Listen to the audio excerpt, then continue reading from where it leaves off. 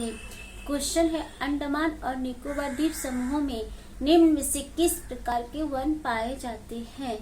ए आर्द्र पर्णपाती one, B शुष्क पर्णपाती वन, सी शीतोष्ण वन।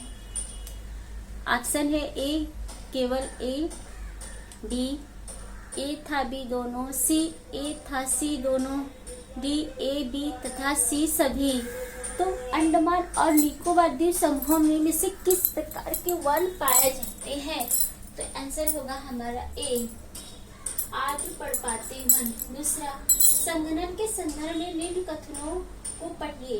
ए जलवाष्प संघनित होकर ठंडा होकर जल की बूंद बनाते हैं। बी जब जल की ये बूंदें इतनी भारी हो जाती है कि वायु में तैर न सके तब ये वर्षण के रूप में नीचे आ जाती हैं। सी आकाश में उड़ते हुए जेट हवाई जहाज अपने पीछे पद चिन्ह छोड़ते हैं क्योंकि इंजनों से निकली नमी संघनित हो जाती है। सही विकल्प का चुनाव कीजिए। ए केवल ए तथा बी सही है, बी केवल बी तथा सी सही है, सी केवल ए तथा सी सही है, डी सभी ए बी और सी सही है।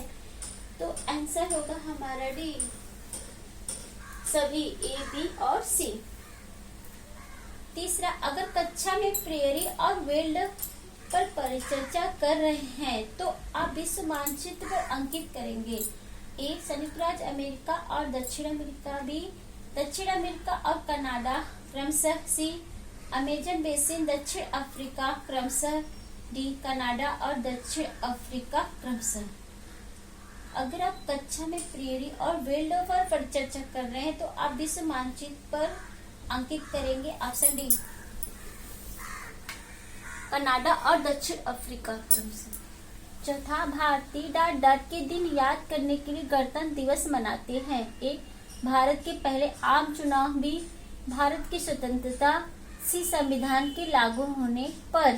तो भारतीय गणतंत्र दिवस कब मनाते हैं? 26 जनवरी को। तो उस दिन हमारा संविधान लागू हुआ था।